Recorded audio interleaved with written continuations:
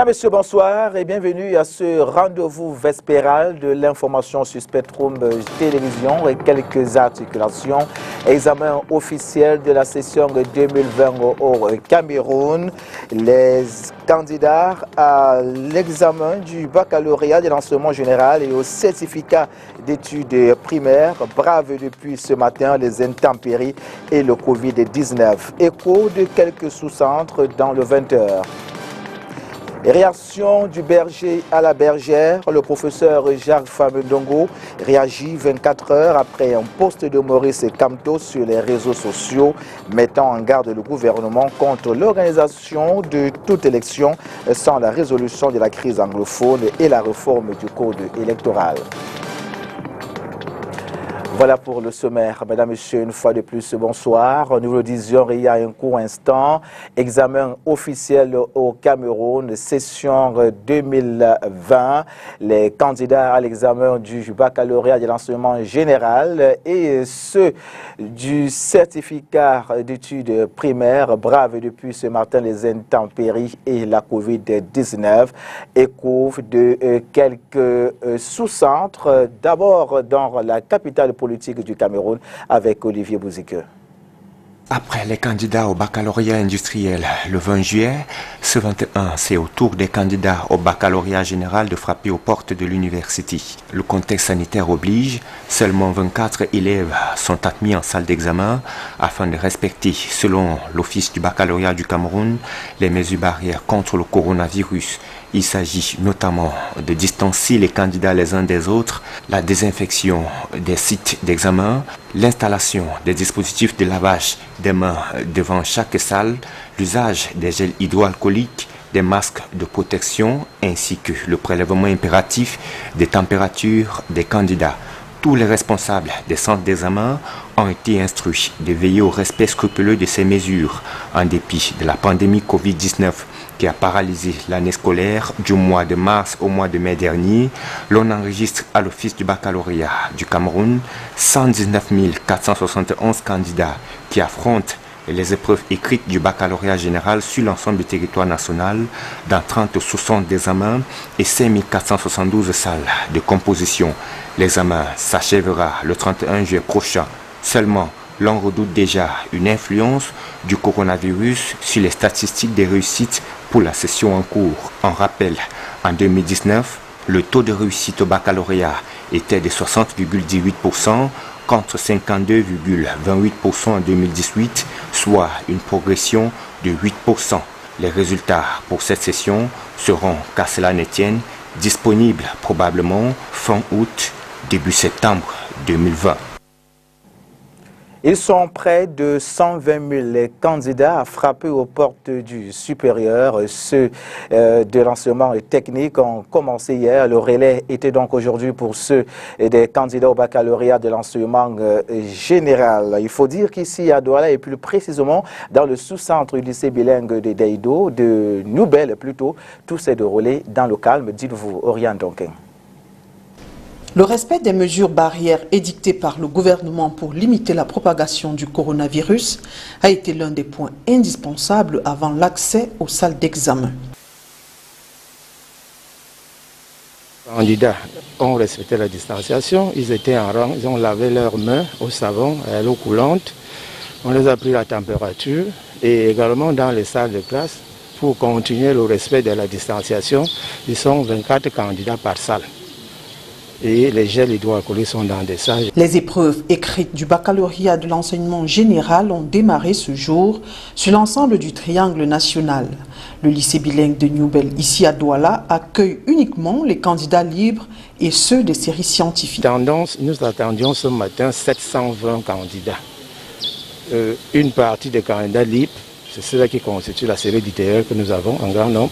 Et le sous-centre n'est réservé qu'aux candidats de séries scientifiques. Nous avons également une partie des candidats de séries scientifiques.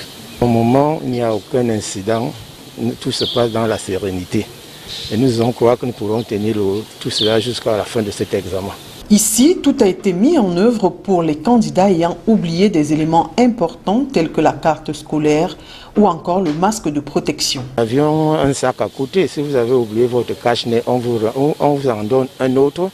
Mais en ce qui concerne les pièces, nous attendons encore des candidats, de nos représentants qui sont dans les différentes salles de classe. Quand bien même on a oublié la carte le premier jour, ça ne devrait pas causer tant de problèmes. Nous laissons aux candidats de continuer. Si la carte a été égarée, qu'est-ce que nous faisons? Nous appelons notre homologue chef d'établissement pour que l'enfant n'ait pas trop de peine à avoir une autre carte d'identité, pour qu'il nous établisse une carte d'identité et qu'il vienne donner aux candidats en salle. Pour cette année scolaire 2020, particulièrement marquée par la maladie à coronavirus, ils sont près de 120 000 à frapper aux portes de l'enseignement supérieur. Les baccalauréats techniques ont démarré hier 20 juillet. Ce 21 juillet 2020, c'est le baccalauréat de l'enseignement secondaire général qui a pris le relais. Autres candidats, ce sont ceux du certificat d'études primaires. On en inventorie pour le compte de cette nouvelle année. Il y a plus de 413 000 candidats dans près de 2500 sous-centres. Il faut noter que dans la capitale économique du Cameroun, et plus précisément au sous-centre de l'école publique d'Akwa, pour cette première journée de composition, 2 absences ont été enregistrées sur les 389 candidats attendus. Oriane Donquin, une fois de plus. C'est la première étape à respecter par tous les candidats. La vérification des noms avant l'accès dans la salle de composition. Une halte pas toujours facile à exécuter pour tous.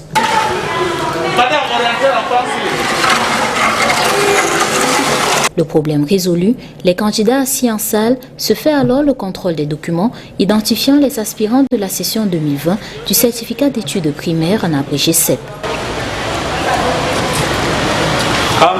Junior Patrick. Suit ensuite la lecture de la police des examens et des conseils. Je parle de matériel. Chacun utilise son matériel. On ne regarde pas à coucher. Bon, n'ayez pas peur. Écrivez, faites des efforts. Prenez la peine de lire toutes les preuves avant de commencer à répondre aux questions. C'est compris?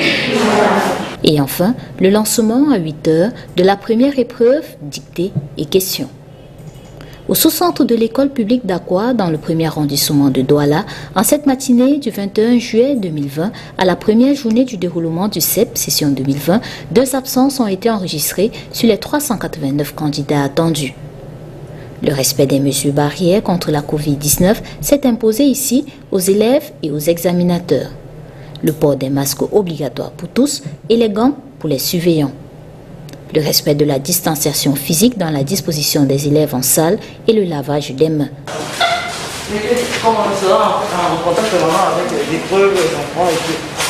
Oui, on a respecté les mesures barrières. Vous voyez, il y a déjà les seaux. Les enfants ont lavé les mains avant d'entrer dans les salles de classe avec du savon. On a distribué les masques pour les enseignants et pour les élèves aussi. Les épreuves orales se poursuivront ce 22 juillet 2020. Sur le plan national, plus de 413 000 candidats dans près de 2500 sous-centres affrontent les épreuves du certificat d'études primaires, session 2020. Vous l'avez constaté, il s'agissait là plutôt d'un reportage de Inès Pangan. Parlons à présent politique, une nouvelle passe d'armes entre le professeur Maurice Kamto du Mouvement pour la Renaissance du Cameroun et le professeur Jafam Dongo du Rassemblement démocratique du peuple camerounais. Ce dernier a notamment réagi dans une longue lettre de 6 pages publiée hier. 24 heures après un post du professeur Maurice Kamto sur les réseaux sociaux qui mettait en garde le gouvernement contre l'organisation de toute élection sans la résolution de la crise socio-politique dans les régions du Nord-Ouest et du Sud-Ouest et la réforme du code électoral. Des contestations que le professeur Jafam Dongo juge non fondées. Quelques extraits de sa lettre dans ce reportage de Makeda Lidignotum. Au lendemain de la sortie médiatique du président du Mouvement pour la Renaissance du Cameroun sur les réseaux sociaux, le professeur Jafam Dongo réagit. Dans une lettre datée du 20 juillet intitulée « Maurice Kamto, de la volonté à la non-volonté », le secrétaire à la communication du comité central du RDPC dit relever dans la mise en garde de Maurice Kamto des lacunes énonciatives et grammaticales doublées à la confusion entre le destinateur et le destinataire du message. Fin de citation. Sur ce dernier point, le professeur Jafam Dongo estime qu'il n'y a pas de logique et de cohérence énonciatrice après le fait que Maurice Kamto soit allé à la présidentielle d'octobre 2018 avec un rang de 2e sur 9 candidats à l'issue des élections, mais refuse de prendre part au double scrutin législatif et municipal du 9 février 2020. Sur l'importance de réformer le code électoral demandé par le président national du MRC, le professeur Famdongo affirme que cette contestation est non fondée et cela peut paraître injurieux vis-à-vis de notre droit positif. Fin de citation. Du coup, Moïse Kamto, qui a volontairement refusé de doter son parti politique des députés, ne saurait introduire quelques propositions de loi que ce soit à l'Assemblée nationale, martèle le membre du bureau politique du Parti des Flammes. En conclusion, le professeur Famdongo demande au professeur Moïse Kamto de revenir à la raison et à la légalité républicaine afin que, je cite, le MRC puisse concourir à l'expression du suffrage ainsi que le stipule la Constitution en respectant le verdict des urnes, tout comme les lois et règlements de la République. Comment assurer une meilleure efficacité de l'allocation des ressources et une plus grande rationalisation des choix budgétaires? La question est au centre des travaux relatifs au lancement des activités de préparation du budget de l'État pour l'exercice 2021. Il s'agit ici d'outiller les participants des instruments nécessaires. Plus de précisions dans ce reportage de Mireille Siabier.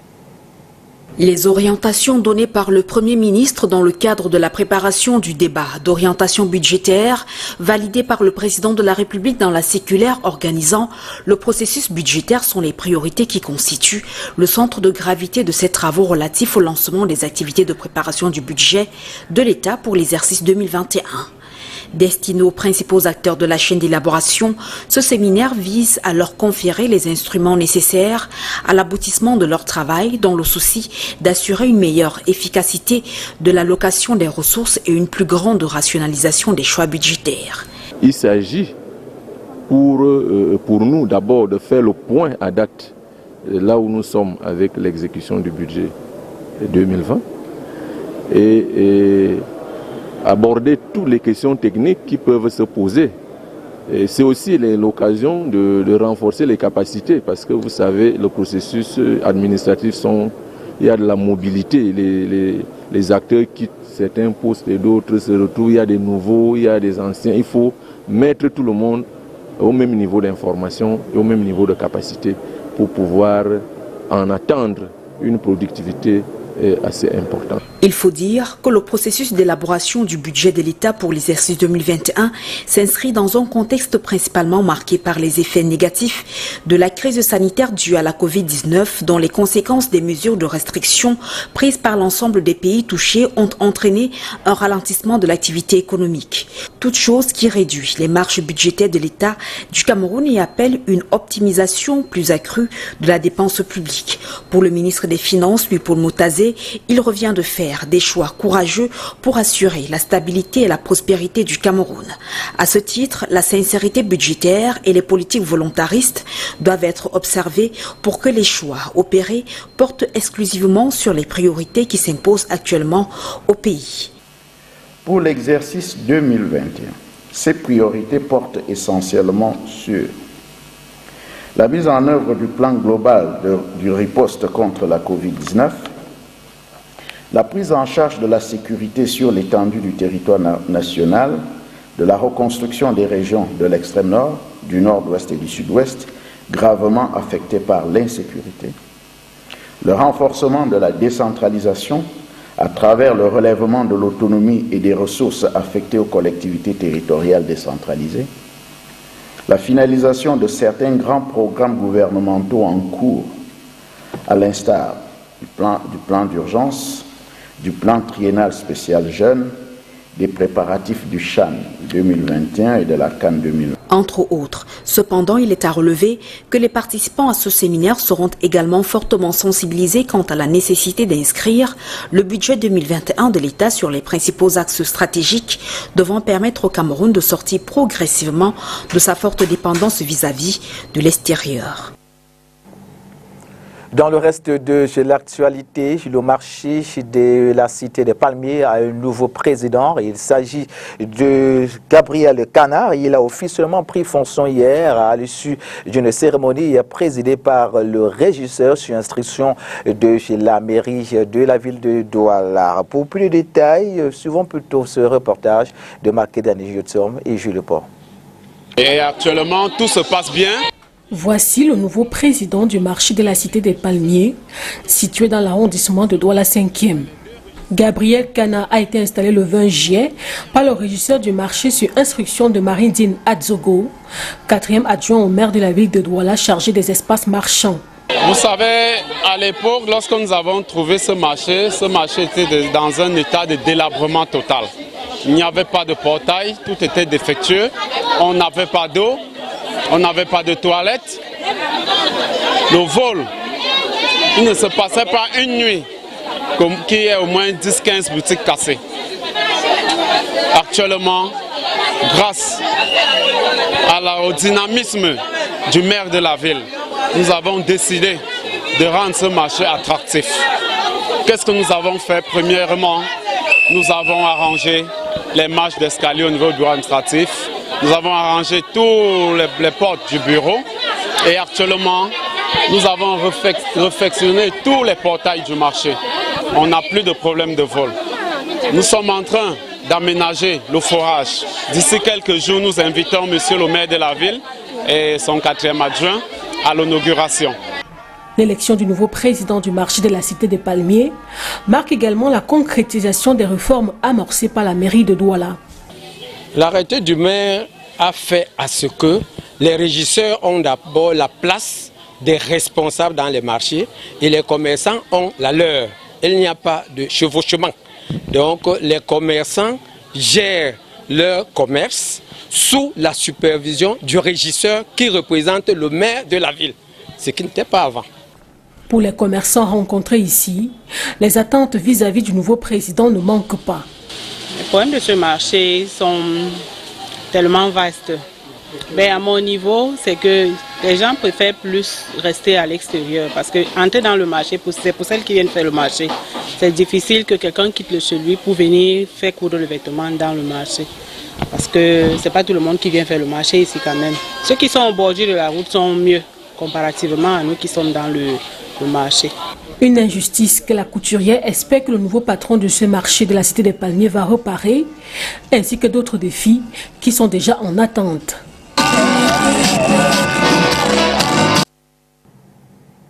Restons dans le registre des marchés pour parler cette fois des tomates qui abondent les étals et sont à la portée de tous. Une situation certes bénéfique pour d'aucuns, mais difficile pour certains. Dites-vous, Oriane Donkin. Marché Sandaga ici à Douala, tomates cherchent acheteurs. On devait la vendre peut-être à 5 500, 6 000. Voici le rayon en 2019, le voici en 2020. Le bal des porteurs chargés de tomates a baissé en intensité. Les camions, eux, sont stationnés à longueur de journée, la cargaison bien en poste. Aujourd'hui, les agriculteurs sont dans de sérieux problèmes parce que le nombre est très extrapolant. Et ce que je pouvais demander au gouvernement, c'est de remédier la situation en ce qui concerne les produits phytosanitaires, réduire les prix pour que les agriculteurs puissent s'en sortir. L'ouverture des frontières, c'est tout. La quantité, si ça déborde déjà la population de Douala. Parce qu'on crie avec les tricycles de 2000 devant la porte et ils se ravitaillent. Donc c'est d'ouvrir les frontières. 3 types de tomates sont disponibles en ce moment sur le marché. Les tomates qu'on appelle les olivettes, qui sont en voie de disparition, parce que généralement ça sortait de l'Italie. Aujourd'hui c'est en voie de disparition. Nous avons les Rio Grande et ce qu'on appelle les hybrides. C'est ça qui inonde le marché aujourd'hui. L'offre étant au-dessus de la demande, le bonheur des uns fait le malheur des autres. Aujourd'hui, le panier de tomates coûte 2000 francs, 1500. Le coût de transport seulement, un panier coûte 1000 francs dans le transport et le panier vide coûte 300 francs. Si on vend déjà le panier de tomates à 2000 francs, 1500, vous voyez que c'est très désolant pour un agriculteur de s'en sortir et même pour le quotidien de leurs enfants. Le marché Sandaga de Douala est spécialisé dans le commerce des produits vivriers, lesquels sont redistribués dans la sous-région Afrique centrale. Et pour sauver cette filière, le ministre de l'Agriculture et du Développement rural énonce un certain nombre de pistes qui vont des subventions à la réouverture de la société de conserverie agricole du Noun à l'abrégé SCAN. En attendant sa mise en application, je vous propose de suivre la réaction d'un producteur de tomates rencontré au marché de Sandaga ici à Douala. Il retrace le calvaire des producteurs au micro de Spectrum et Télévision. J'ai investi dans un champ où j'ai fait un crédit total de 2 millions. Je n'ai pas pu. J'ai vendu toute la tomate, ça ne m'a pas donné 500 000. Donc là, j'ai juste signé et je ramasse doucement. Et là, en retour, ce qu'on peut demander au gouvernement de faire, c'est de... Puisque là, maintenant, tout ce que nous cultivons, nous consommons sur place. Ça ne sort plus vu la fermeture des frontières et qu'on sort. Donc nous demandons au gouvernement juste d'essayer. Je prends juste un exemple, peut-être la SCAN. La SCAN, c'est une société de transformation et tomates qui existait avant, ben maintenant c'est fermé. Franchement, présentement, nous avons besoin de cette SCAN-là. Parce que, vu la situation, nous sommes endettés. Franchement, nous sommes endettés. Les frontières étaient ouvertes. Par exemple, la frontière de la Guinée, du Gabon, Nigeria, toutes ces frontières étaient ouvertes. Et grâce à ça, alors, on essayait de faire ramener nos produits à l'extérieur du pays. C'était grâce à ça, bon, là on ne se plaignait pas, parce qu'on écoulait ça à un bon prix, on vendait très bien. Ben là, la pandémie s'est venue tout bloquer, j'ai dit tout en général, plus rien ne marche. Vous récoltez plus, mais vous vendez moins, c'est ça le problème. Parce que là maintenant on vend le cajou à 2000, chose qui ne se faisait pas avant la pandémie. Le cajou se vendait à un prix supérieur ou égal à 5500, à moins de 5500. On vendait même les cajou à 8000, 9000, même 10 000. Oui. Mais depuis qu'il y a la pandémie, là, ça danse le cajou. Si on fait trop, on vend le cajou à 2500. Et le transport d'un cajou pour Douala, c'est 1000 francs par cajou. Et le cajou vide, c'est 300. Pour payer qu'on récolte un cajou, c'est 200. Pour finir, tu te retrouves à 1500 de dépenses en cajou. Et si là, tu commences à vendre à 2500 pour finir à 1000 francs, franchement, tu te retrouves en train de travailler, donc de perdre en général. Parlons santé à présent dans ce journal. Lutte contre le Covid-19. Le ministre de la Santé publique, Manuel de Malachi, vient d'effectuer la visite de quelques centres hospitaliers. Objectif, reconforter le corps médical, se rassurer de la continuité du respect des mesures de riposte du virus, mais aussi voir comment sont accueillies les récentes décisions du chef de l'État vis-à-vis du système sanitaire. Reportage. Dans son message à la nation le 19 mai 2020, le président Paul Biya salue l'extrême courage du corps médical camerounais et de ceux qui l'assistent. Avec les moyens qui sont les nôtres, ils font le maximum pour soigner les personnes infectées, conclut-il. Pour rendre un vibrant hommage aux soldats de la santé engagés dans la lutte acharnée contre la Covid-19, le 3 juillet 2020, le chef de l'État relève l'âge du départ à la retraite. Les fonctionnaires de la santé et les personnels de santé relevant du Code du travail iront désormais à la retraite à l'âge de 60 ans et 55 ans, indique le décret. C'est pour mesurer l'impact de ces actes sur le terrain que le ministre de la Santé fait le tour des établissements hospitaliers de la ville de Yaoundé. Je suis satisfait de voir qu'en réalité, ces actes très forts du président de la République ont été bien perçus déjà par les concernés. Et ces actes ont dopé leur motivation sur le terrain. La deuxième chose que je voulais vérifier, c'est la fréquentation de nos formations sanitaires. Vous savez que nous sommes en situation du Covid et j'avais quelques préoccupations, sinon des soucis en matière de la continuité des soins des services de santé primaire. Et là, je suis satisfait également parce que je me rends compte que la fréquentation de nos hôpitaux, si ça n'a pas repris, ça continue. Motivation et réconfort sont au rendez-vous entre le corps médical et la tutelle. Une gratitude à l'égard de tous les acteurs qui jouent un rôle déterminant dans la lutte contre la pandémie. La troisième chose, c'était de voir et d'encourager le personnel, d'abord, qui sont dans les unités d'isolement, et de leur dire toute ma proximité, à la suite, Monsieur le Président de la République et du chef de gouvernement, de leur dire merci pour le travail qui est fait. Pour le ministre de la Santé publique, la continuité de la lutte contre le coronavirus consiste à redoubler d'efforts, bien que le système sanitaire camerounais maîtrise déjà la pandémie. L'objectif est de définitivement infléchir la courbe, soit stopper complètement la transmission communautaire, mitiger le taux de morbidité et infléchir l'impact de la Covid-19 sur le système de santé. La pandémie n'étant pas complètement éradiquée, il faut renforcer l'observance des mesures barrières, souligne le docteur Manaouda Malachi. Ce 21 juillet 2020 est journée mondiale de la malbouffe et à ce sujet, la majorité ou la majeure partie des Camerounais ne se nourrit pas correctement. C'est une alimentation pauvre en eau, légumes et fruits, mais riche en alcool et en excitants. Reportage. La grande majorité des Camerounais ne se nourrissent pas correctement. C'est une alimentation pauvre en eau, en légumes et en fruits, mais riche en excitants. Plus de 90% de la population est déficiente en vitamine C et les déficiences en magnésium, en potassium. Il y a beaucoup de Camerounais, quand on voit l'analyse du sang, le sang est sale, les personnes sont fatiguées et toute personne malade est fatiguée. Des habitudes alimentaires qui doivent être revues. Et ça commence par les techniques utilisées dans la cuisson des repas. Il faut diminuer la quantité d'huile qu'on ajoute à ces aliments. Il faut diminuer la température et le temps de braisage, de friture. Donc, il faut diminuer aussi les quantités d'huile qu'on ajoute à ces aliments. Il faut diminuer les sucres, diminuer les huiles, diminuer les colorants, diminuer les additifs, diminuer les conservateurs alimentaires.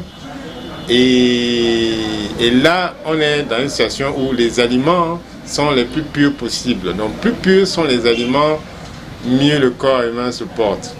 Les aliments doivent être consommés sans une trop grande transformation. C'est une alimentation qui provient de la nature. Déjà de 1, c'est une alimentation qui est le moins transformée possible. C'est une alimentation où dominent les familles des fruits, des légumes, par exemple.